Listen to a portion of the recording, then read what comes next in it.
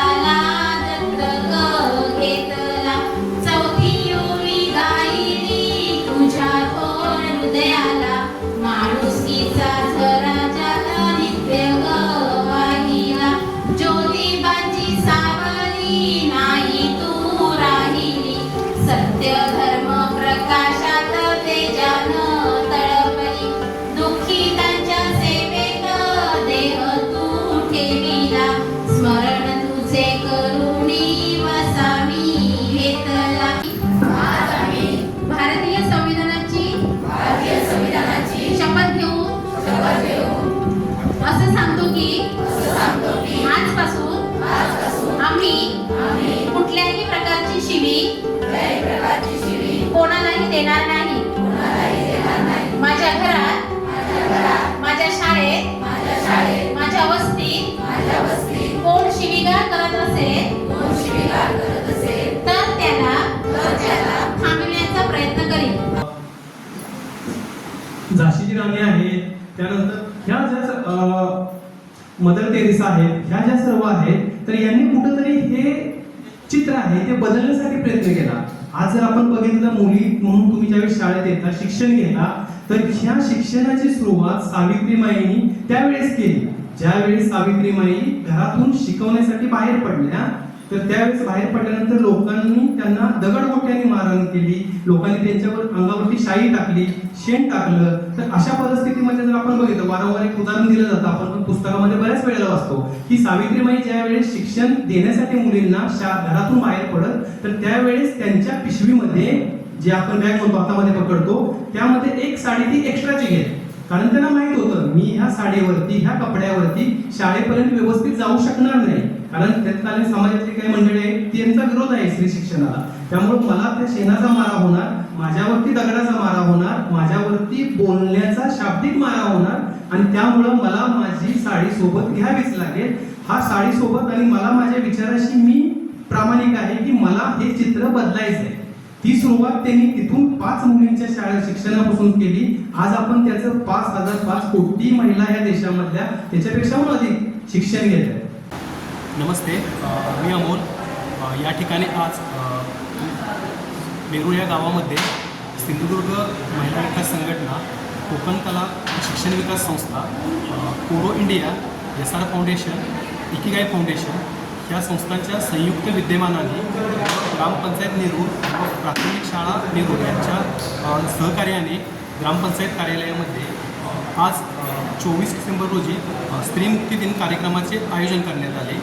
मुख्यतः ह्या कार्यक्रमाचा उद्देश हा होता की ह्या सर्व संस्था संघटना हे समविचाराने काम करत आहेत। भारतीय संविधान व संविधानिक मूल्यांवरती लोकांनी जगलं पाहिजे।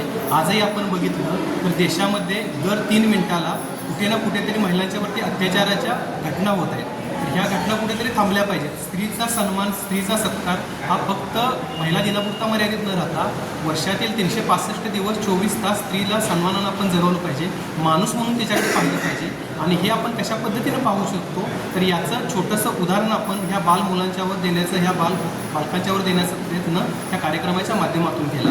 आपला प्रयत्न असाच आहे की स्त्रीला पण माणूस म्हणून या समाज व्यवस्थेने स्वीकारावं, माणूस म्हणून तिचा सन्मान व्हावा आणि जातीयतेच्या, जुकमीतेच्या, त्या गुलामगिरीच्या बेड्या ह्या त्याच्यातून तुटल्या जाव्यात, तोडल्या जाव्यात आणि सर्व यासाठी त्याच्यासोबत असावे.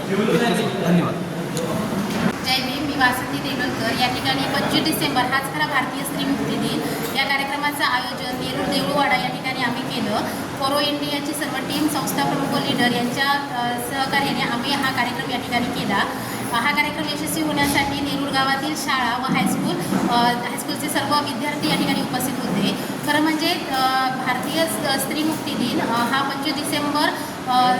25 डिसेंबरलाच करावा ही आमची मागणी आहे. याचं कारण असं आहे की 25 डिसेंबर 1927 रोजी डॉक्टर बाबासाहेब आंबेडकरांनी मनुस्मृतीचं दहन केलं आणि एकूणच मनुस्मृतीचं जे दहन आहे ते दहन करण्यामागचा जो उद्देश आहे बाबासाहेबांचा, जे बाबासाहेब पुस्तकांसाठी एवढं मोठं ग्रंथालय बांधतात, जे बाबासाहेब पुस्तकांवर एवढं प्रेम करतात, ते बाबासाहेब मनुस्मृतीसारख्या पुस्तकाचं दहन का करतात हा प्रश्न इथे विचार करण्यासारखा आहे. याचं कारण असं आहे की मनुस्मृतीमध्ये एकूणच जर आपण बघितलं तर स्त्रियांवर जाचक बंधनं आहेत, जाचक नियम आहेत आणि इथली जी व्यवस्था आहे, मनुवादी व्यवस्था आहे, त्या मनुवादी व्यवस्थेने कशा प्रकारचं राहिलं पाहिजे, काय केलं पाहिजे, अशा प्रकारचे अनेक जाचक कायदे हे मनुस्मृतीमध्ये होते आणि तशा प्रकारची व्यवस्था आजही जरी आपण बघितली तरी ती अस्तित्वात असलेली दिसते.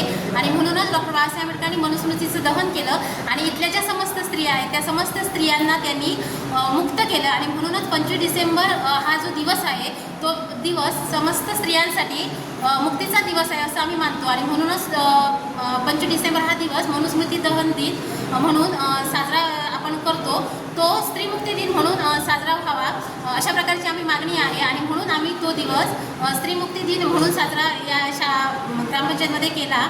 यासाठी आम्ही वेगवेगळ्या ॲक्टिव्हिटीज घेतल्या. त्याच्यामध्ये जर महत्त्वाचं बघितलं तर आज सर्रास ज्या शिव्या दिल्या जातात त्या आईवरून किंवा बहिणीवरून शिव्या दिल्या जातात, तर या शिव्या कुठेतरी थांबल्या पाहिजेत. आणि म्हणून आम्ही मुलांकडून ह्या शिव्या ह्याच्यानंतर आपण कोणाला देणार नाही अशा प्रकारची प्रतिज्ञा घेतली, त्यांच्याकडून लिहून घेतलं आणि एक छोटासा आम्ही प्रयत्न केला की ही जी सुरुवात आहे ती सुरुवात कुठेतरी झाली पाहिजे. त्याच पद्धतीने जर आपण बघितलं तर जी कामं आहेत ती कामं सकाळपासून घरामध्ये स्त्री राबत असते. स्त्री सकाळपासून ते रात्री झोपेपर्यंत कामं करत असते, परंतु इथे कुठेही स्त्रीचं कोणत्याही प्रकारे जसं आपण म्हटलं जातं की स्त्रीचा जो सन्मान आहे तो इथे होताना दिसत नाही. आणि म्हणून स्त्रीचा सन्मान हा जर झाला पाहिजे तर त्याची जी सुरुवात आहे ती इथे आपण मुलांपासून केली पाहिजे. आणि तो जो विचार आहे तो विचार रुजवण्यासाठी आम्ही मुलांना घेऊन हा कार्यक्रम या ठिकाणी केला आणि तो या ठिकाणी त्याला उत्स्फूर्त प्रतिसाद मिळाला. ग्रामपंचायत आणि शाळा आणि विद्यार्थ्यांनी चांगला प्रतिसाद दिला आणि तो कार्यक्रम यशस्वी झाला. त्याच पद्धतीने कार्यक्रमानिमित्त आज आम्ही या गावामध्ये ज्या काम करणाऱ्या स्त्रिया आहेत, कर्तृत्ववान स्त्रिया आहेत, ज्यामध्ये CRP ताई आहेत, आशा ताई आहेत, त्याचप्रमाणे सरपंच मॅडम आहेत, तर या ज्या घर सांभाळून एक घराबाहेरची जबाबदारी अतिशय चांगल्या प्रकारे पार पाडतात, तर त्यांचा सन्मानही आम्ही आमच्या टीमच्या वतीने या ठिकाणी केला. त्याचप्रकारे अजून एक जो बचत गट आहे नेरूळ गावचा, ज्या महिला दिल्लीपर्यंत, तसेच स्वराज महिला चेंदोन बचत गट या ज्या महिला आहेत या महिला दिल्लीपर्यंत जाऊन आल्या, तर आमच्या कार्यक्रमाच्या निमित्ताने आम्ही त्या महिलांचाही या ठिकाणी सत्कार किंवा जो सन्मान आहे तो या ठिकाणी केला. आमचे दिवसभरातले सर्व अपडेट्स, ताज्या घडामोडी आणि थेट लाईव्ह पाहण्यासाठी सबस्क्राईब करा, लाईक करा कोकणचं नंबर 1 महा चॅनल कोकण 7 लाईव्हचं YouTube चॅनल.